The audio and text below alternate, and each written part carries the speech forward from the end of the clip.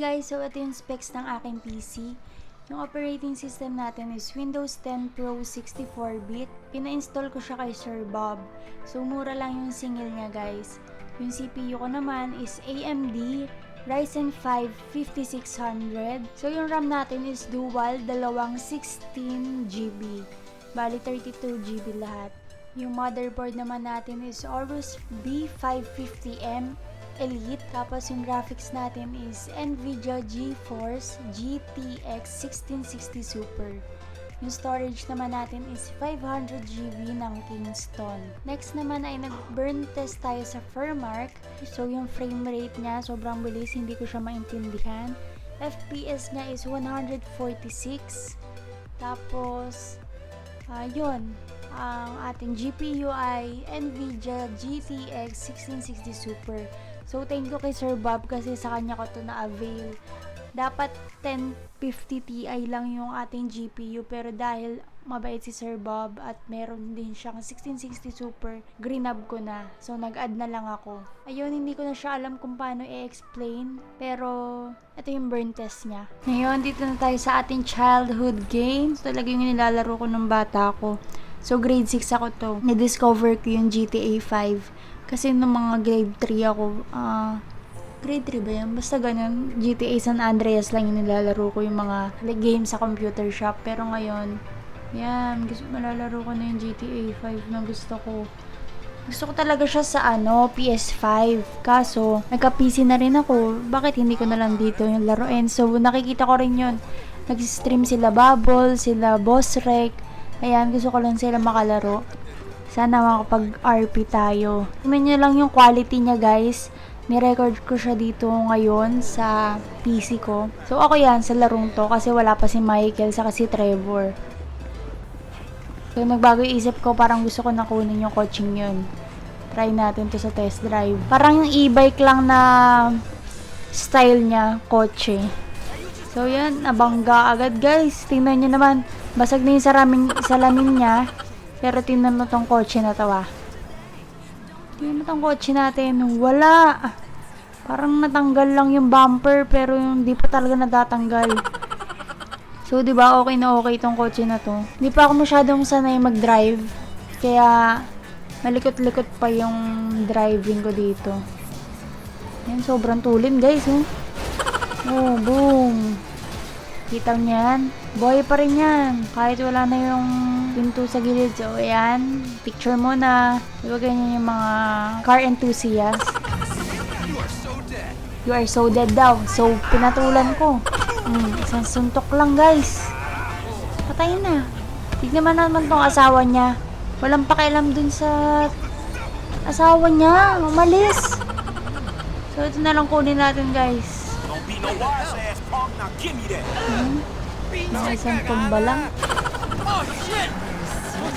May mga ganun. Sumutunog-tunog pang ganun. Muffler ba tawag yun? Ayan na guys, malapit pa ako mag-drive. Hindi ko pa gamay. Hindi ko gusto yung tunog ng Tochi na to. Ano natin makuha yan? Tignan mo, sinuntok, hindi na tamaan. Sinuntok ko guys, pero hindi na tamaan.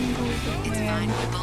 Nandito tayo ngayon sa bahay ni Franklin at gusto nyo ba mag-house tour tayo? Siyempre, walang sasagot. Pero yan, mag-house tour tayo. Ayan yung bahay niya. So, first floor lang at merong garahe. Ayan, papasok na tayo sa pinto. Hindi ko alam kung asawa, nanay. Hindi ko alam kung ano siya. Manood muna tayo ng TV dahil nakakapagod mag-drive.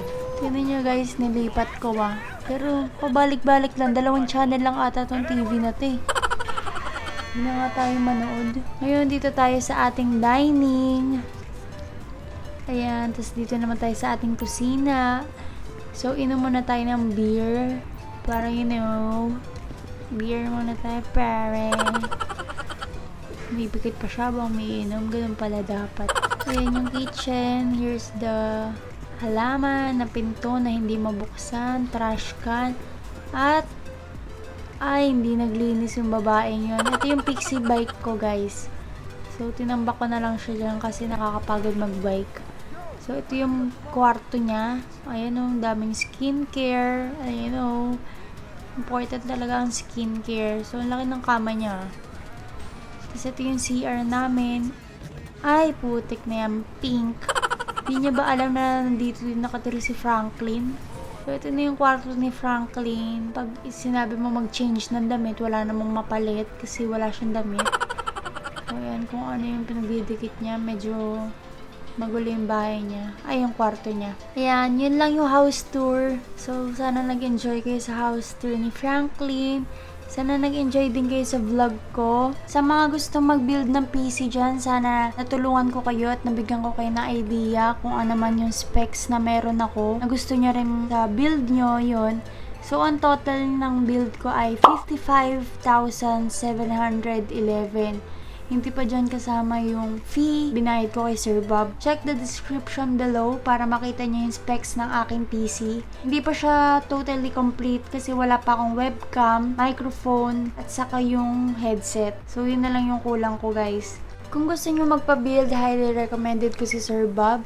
Mag-chat lang kayo sa kanyang personal account na Boss Bob or Bob Tech Repair and PC Build Services. Sobrang bait ni Sir Bob at reasonable yung price na binibigay niya. Sana natulungan ko kayo. Thank you for watching my vlog. Please like and subscribe to my YouTube channel. And don't forget to click the notification bell down below so that you'll be notified whenever I upload a new video. Please comment down below kung ano yung ratings nyo sa aking PC setup. Thank you! Bye-bye!